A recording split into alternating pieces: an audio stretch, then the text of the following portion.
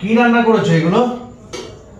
হ্যাঁ, ওটা পেঁপের তরকারি মা রান্না করেছে। এখানে কি রান্না করেছো? এখানে তো সয়াবিন আলু আর ইয়ে দিয়ে তরকারি, পটল আলু সয়াবিন। তারপরে এটা ওটা সবজির তরকারি।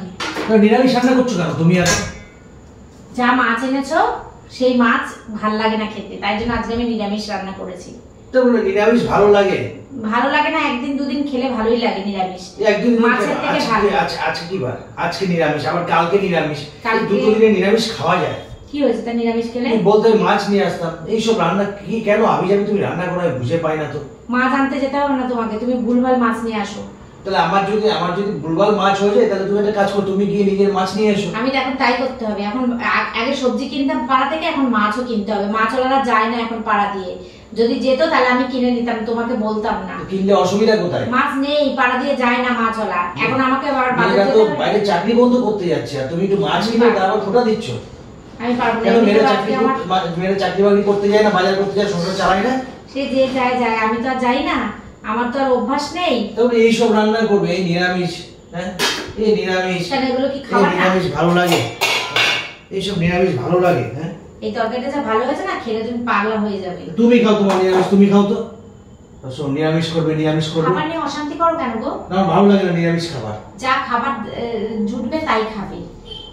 আরে মাছ ছাড়া খেতে পারে? একটু মাছ আছে তো ওই বল মাছ, ডিম হবে তো বল মাছই করতে। না তো আমার বল মাছ খেতে ভালো লাগে না। তোমার ভালো লাগে না বলে কি আনবো না? আমার ভালো লাগে, ছেলের ভালো লাগে। ওই বল মাছ রান্না করলে পেঁয়াজ রসুন দিয়ে রান্না করতে হতো। ফ্রিজের মধ্যে তো মাছ রয়েছে নাকি? মাছ নেই? আছে মাছ। তাহলে দুনিয়াতে মাছ ইয়ে করে ভাজা করো, একটু খাই। এখন আবার মাছ ভাজা?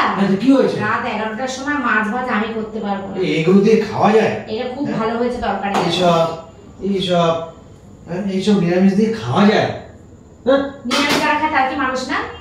সব সময় শুধু ফালতু জিনিস। এমনি তো সাতক্ষণ কৃষ্ণ ঠাকুরকে মানো, কৃষ্ণ ঠাকুরের তো উপদেশ নিরামিষ খাওয়া যায়। ঠিক আছে, এখন তো আমি সেরকম ইয়ে হয়ে যাই, মালা টালা নিয়ে নি যে নিরামিষ খাবো। তোমাকে কে বলেছে মালা না নিলে? মালা নিতে হয়, তারপর কি করতে হয় জানো, মন্ত্র মন্ত্র নিতে হয়, তখন কি নিরামিষ খায়? তো সেরকম চলে গেছে নাকি?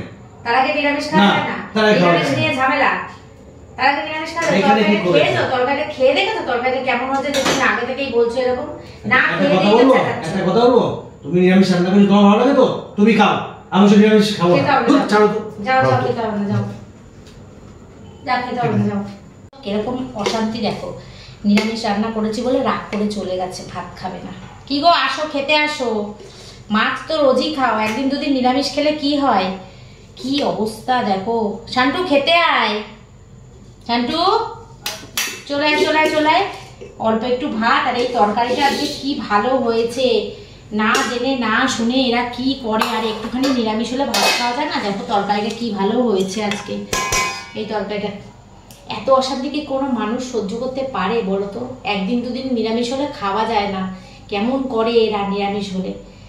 নিরামিষ খেতে পারে না, একটু খেতে হবে না, যাও তো, ভাল লাগে না আমার আর অত। তুই